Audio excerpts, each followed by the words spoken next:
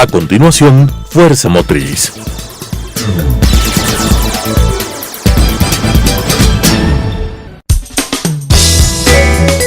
Clasificación A. Apto para todo público.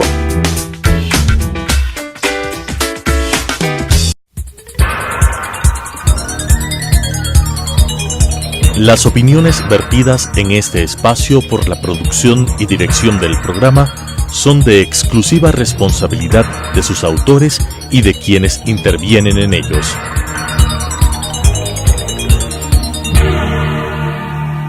Telesucesos Canal 29 UHF presenta Fuerza Motriz, con temas de interés del sector automotor, estadísticas e industria automotriz, entrevistas a empresarios, curiosidades y consejos, con la conducción de Pablo Ordóñez y con el respaldo de AEADE, Asociación de Empresas Automotrices del Ecuador. Fuerza Motriz. Hola, bienvenidos a su programa Fuerza Motriz, un programa de entrega semanal en una coproducción entre AEADE, la Asociación de Empresas Automotrices del Ecuador, y Canal 29 UHF. Un programa hecho para ustedes, un programa para la ciudadanía, un programa que tiene temas de interés común: la movilidad, la circulación vehicular, el tránsito, los vehículos, los peatones, los motociclistas, los ciclistas, es decir, todos los que somos parte de esta linda ciudad de Quito. En esta ocasión vamos a hablar de las propuestas para impulsar la movilidad sostenible. Nos interesa vivir bien, vivir en comunidad, vivir en armonía. Para este propósito hemos invitado a Juan Carlos Avilés. Él tiene una trayectoria bastante amplia. Fue presidente del Colegio de Ingenieros Ambientales de Pichincha, miembro del Colegio de Ingenieros Ambientales en el Ecuador, impulsor en la creación de 6 colegios a nivel nacional, un mérito importante. Tiene más de 12 años de experiencia en estudios y auditorías ambientales en diferentes áreas de la producción, comercio y servicios. Es consultor ambiental y auditor interno ISO 14001 y OHSA 18001. Es actualmente representante y vocero a nivel nacional de los facilitadores socioambientales del Ministerio de Ambiente. Bienvenido, Juan Carlos, a nuestro programa. ¿Cuál es la relación entre el desarrollo económico y la movilidad sostenible? Primero, Pablo, te agradezco mucho. Gracias a los televidentes por esta invitación. Yendo a la pregunta concreta, de acuerdo a los datos que estamos recopilando, podemos identificar que hay un tema muy complejo si tomamos en cuenta que anualmente, de acuerdo a la información del Banco Mundial, tenemos 225.000 millones de dólares que se están invirtiendo, o no sé si invirtiendo, pero se están dejando de percibir por el tema de la calidad del aire. Por ejemplo, Bogotá tiene alrededor de 1.000 millones de dólares que se están dejando de invertir en otros sectores por cuidar el tema de la salud de la comunidad. Esto nos hace pensar de que el desarrollo económico sí es un tema que tiene que ser tomado en cuenta, no solamente desde el aspecto monetario. Hay otros aspectos como, por ejemplo, que lo que se llama el triple balance, el tema social y el tema ambiental. Sin estos importantes ejes no se puede hablar de un desarrollo económico. Si se relaciona con el tema de la movilidad, pues obviamente es un gran desafío poder integrar estos 3 ejes, ¿no? ¿Cuál es el estado del país en cuanto a este tema? Y sobre todo pensando en nuestros televidentes, que los temas ambientales evidentemente les interesa. Ellos están pensando y estamos pensando en la calidad del aire generalmente en la ciudad. Cuando salgo, cuando respiro, en algún momento yo había pensado que la calidad del aire en Quito era bastante mala, sin embargo en algunas entrevistas nos han dicho que no es tan mala. ¿Cómo está Quito y cómo está el país en relación a estos temas ambientales? Ayúdanos a entender el tema. Sí, bueno, partamos de que la geografía de Quito es muy complaciente con la ciudadanía. Las características climáticas y de terreno son diferentes, como si comparamos, por ejemplo, a Santiago de Chile o al México DF, por ejemplo. La capacidad de autodepuración de Quito es muy noble con los ciudadanos.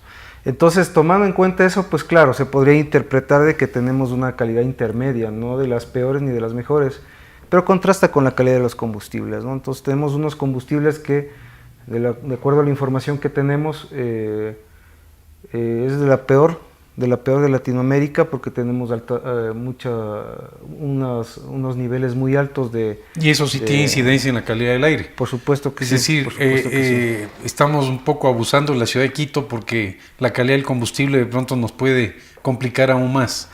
Y ahí se pueden hacer muchas cosas, me imagino. Sí, bueno, de hecho la idea es que, bueno, de lo que sabemos, hay 13 estaciones de monitoreo de calidad del aire. La calidad de combustible, si vemos a nivel de piso, es un factor que sí molesta un poco a la ciudadanía. Creemos que falta todavía complementar información de lo que el Estado está invirtiendo en salud. Creemos que esta parte es importante contrastar con la calidad del combustible.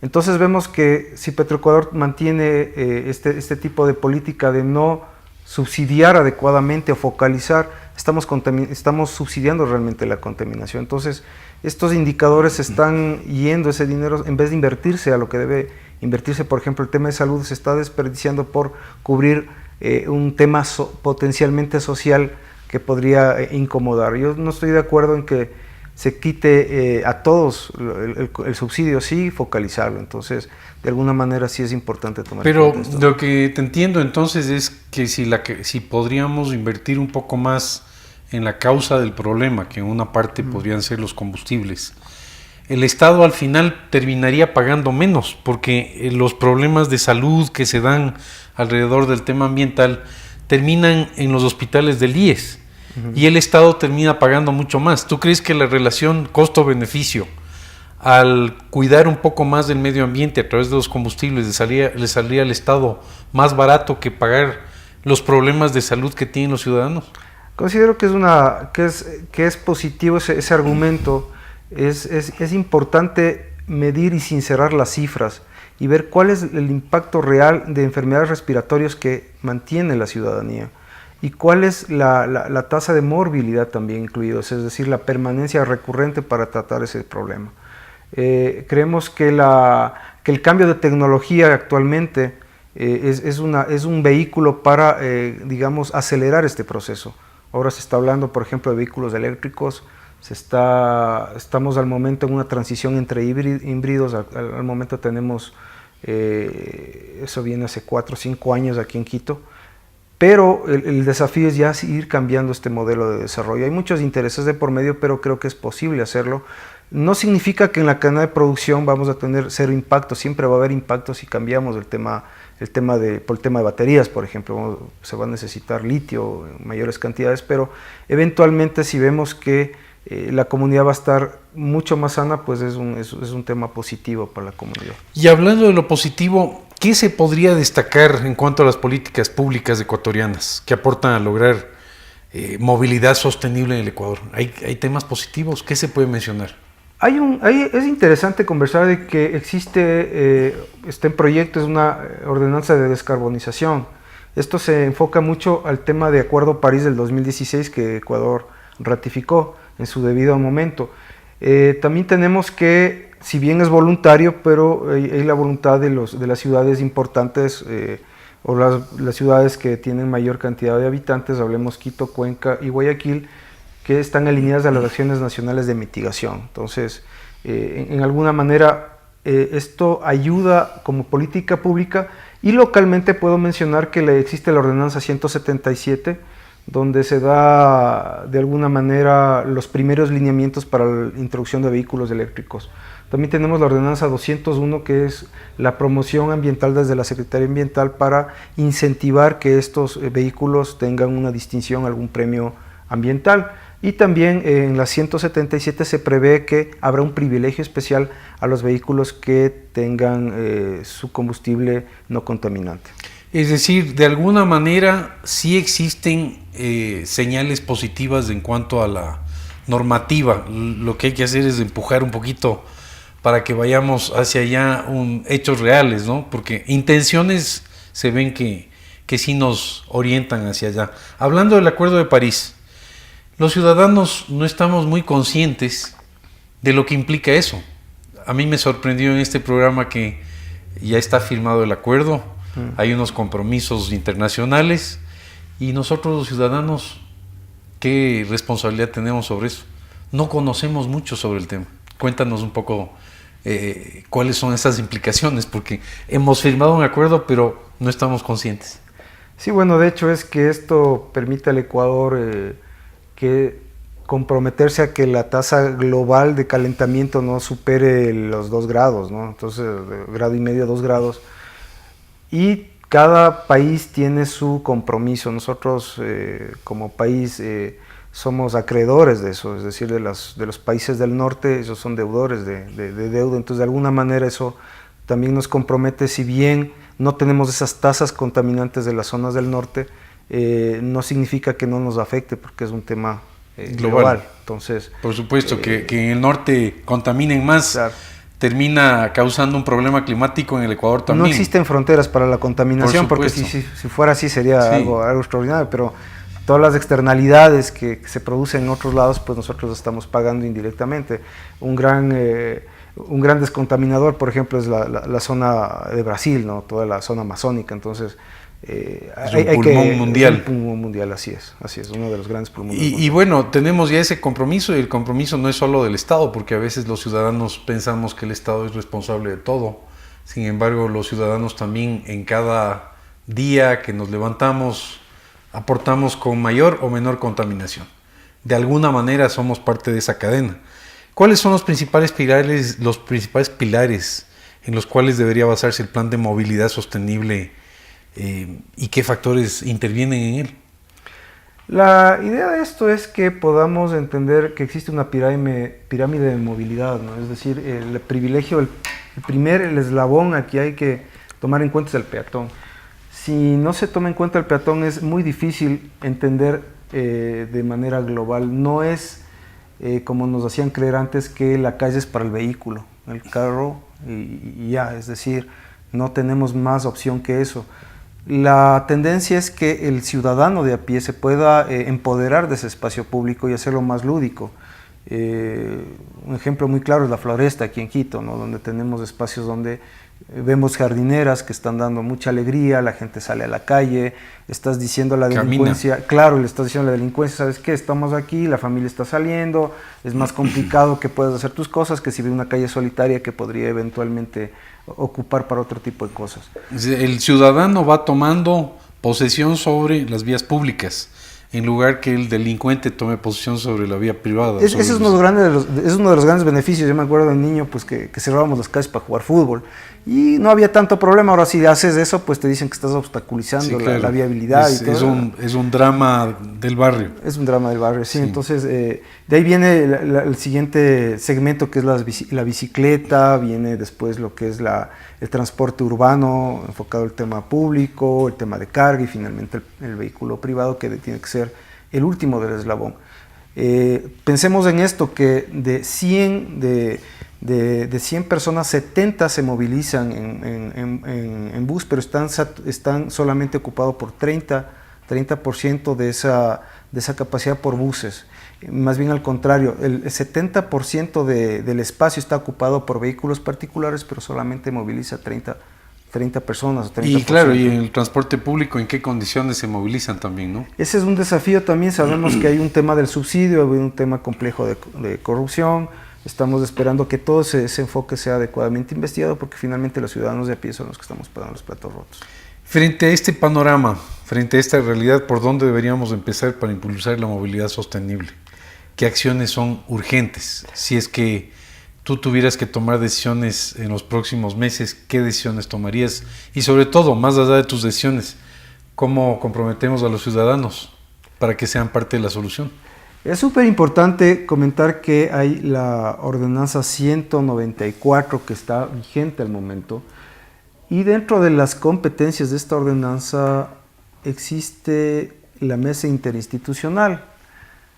Esto significa que algunas instituciones, hablemos de Secretaría de Movilidad, Secretaría del Ambiente, y sobre todo algo interesante es que los ciudadanos han podido integrar esta mesa, es decir, varios colectivos, 4 fueron elegidos para integrar a la mesa. Entonces, dentro de estas competencias... Eso es inusual, ¿no? Eso sí es algo muy bueno, pero que permite a la ciudadanía empoderarse, va a vigilar los procesos que sean transparentes, que sean éticos y que sobre todo funcionen como está planificada esa ordenanza. Solamente para poner 2 o 3 ideas. Estaba viendo un artículo donde estaban reclamando ellos porque al parecer estaban postergando la reunión, algo de eso sucedió, ¿no? Exactamente. Por los problemas internos del municipio. A partir de los problemas que hubieron de corrupción y todo esto, hubieron cambios que se dieron y está en suspensión.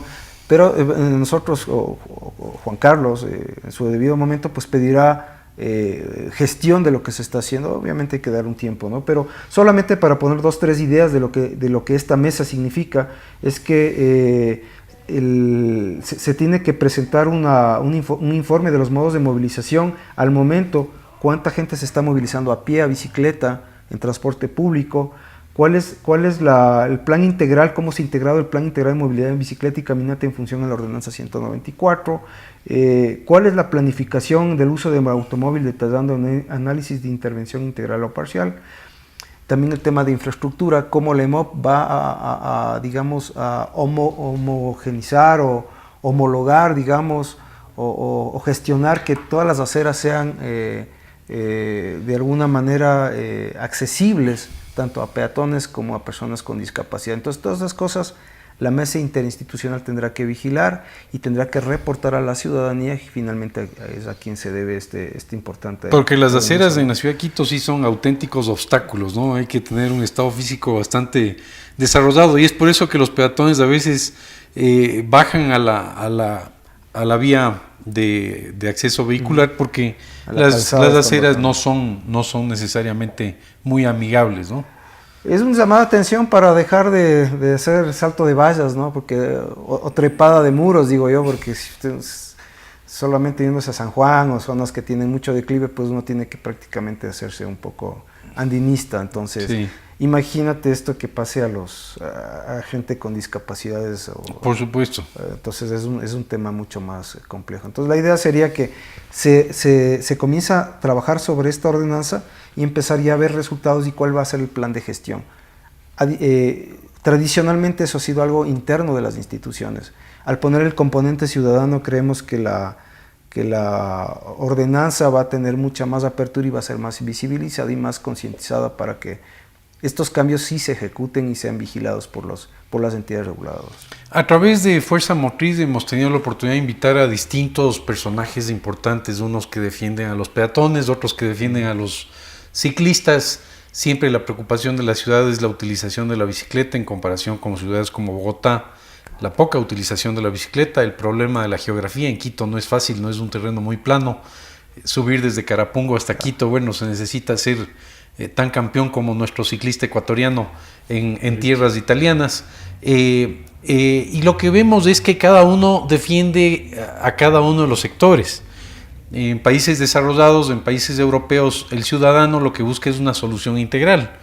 Es decir, en un día determinado yo puedo tomar mi bicicleta, irme a una estación de bus, o ahora en el caso de la ciudad de Quito, ojalá en el 2019 el metro, me movilizo y luego de pronto tomo un vehículo y llego hasta mi oficina, o viceversa. Es decir, es una convivencia sana entre ese ciudadano que comienza siendo peatón, después ciclista, después alguien que utiliza el transporte público e inclusive podría utilizar el vehículo. Todos de alguna manera integrados, todos integrados ¿en qué? En una solución de movilidad. Acá en el Ecuador vemos el que representa a los peatones, el que representa a los ciclistas, el que representa a los motociclistas, y cada uno defiende lo suyo con legítimo derecho. Pero ¿cómo integramos a estas personas para entender que el problema no es solo del ciclista o del peatón o de los vehículos, sino realidades de un ciudadano ecuatoriano que está en Carapungo y no tiene transporte público? Entonces, ¿cómo se moviliza desde Carapungo hasta su trabajo que quede en el sur de la ciudad? De hecho, hay la ley de transporte prevé que uno puede llevar su vehículo, su bicicleta en el transporte, que finalmente va a ser un mecanismo de multimodalidad. Es decir, yo puedo salir de mi casa, si veo que es muy complicado, pues llevo mi bici y la traslado y puedo seguir pedaleando a partir de esa situación. Hay que tomar en cuenta también que no hay suficiente información, es decir, lo que se llaman los big data son grandes cantidades de información que están dispersos, no conocemos primero la manera en cómo nos movilizamos. Es interesante que hay países que, bueno, en Ecuador se está empezando con esto, a utilizar dispositivos para conocer mi forma de que me movilizo. Mi comportamiento de conducción, y con esto puedo yo establecer de que de pronto si voy a gastar más tiempo en cierto segmento, podría utilizar la multimodalidad de una bicicleta portátil plegable, por ejemplo, y incentivar este tipo de cosas. También viene por el tema tributario, es decir, no se puede castigar con un arancel a este tipo de movilidad que más bien es amigable con el ambiente y va a descongestionar la ciudad. Entonces, mientras no se tenga ese enfoque más holístico, más integral, va a ser más complicado. Entonces ahí vienen los actores de la política pública que tienen que entender de que no solamente el Ministerio de Finanzas es el que entrega plata, hay que incluir el tema social, el tema ambiental. Eso lo toman muy como algo muy secundario cuando hay algún tema de protesta, pero fundamentalmente creo que es importante incluir los costos de externalidades a los componentes financieros, que finalmente es la base para ir construyendo todas estas, porque las cosas no se hacen de la nada, se necesita inversión y voluntad política. Entonces este tipo de cosas, lo que se llaman los big data, aterrizando la idea sería que podemos transformar los smart data, es decir, datos fiables, concretos, que nos permiten decir a tales horas no conviene, ¿no? Y el subsidio al combustible está mal enfocado, y esto nos permite focalizar adecuadamente el tema del combustible. Entonces es una manera también de aportar a la Pensando en nuestro programa Fuerza Motriz, un programa que tiene iniciativa de AEA, de la Asociación de Empresas Automotrices del Ecuador, ¿cuál es tu mensaje a las empresas del sector que nos escuchan, nos miran a través de este programa en cuanto a la movilidad sostenible? ¿Cuál es la parte de responsabilidad de este sector? Creo que uno de los grandes desafíos es hacer el cambio tecnológico.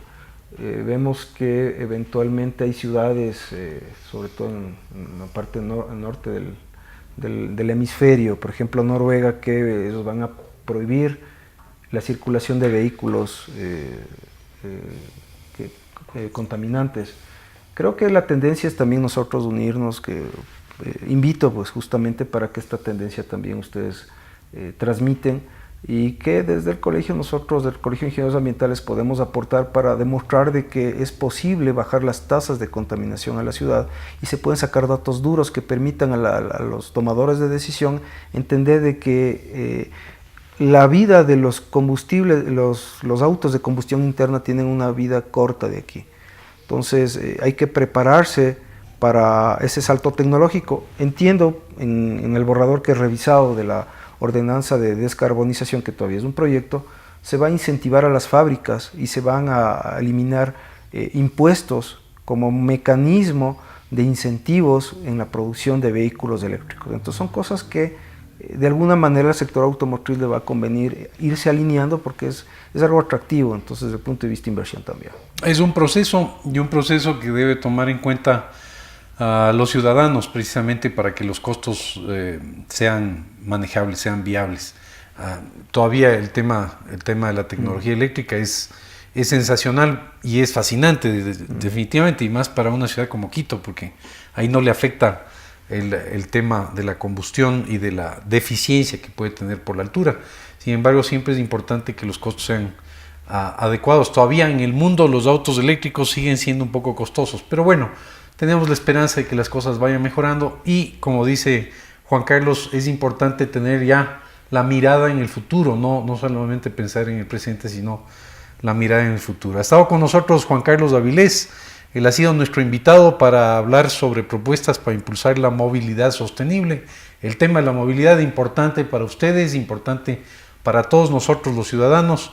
Él es actualmente el representante y vocero a nivel nacional de los facilitadores socioambientales del Ministerio de Ambiente. Le deseamos lo mejor, y obviamente que cuente con todos nosotros, con ustedes los ciudadanos, con nosotros como parte de AEA, de la Asociación de Empresas Automotrices del Ecuador. Muchas gracias por su atención. Las opiniones vertidas en este espacio por la producción y dirección del programa son de exclusiva responsabilidad de sus autores y de quienes intervienen en ellos.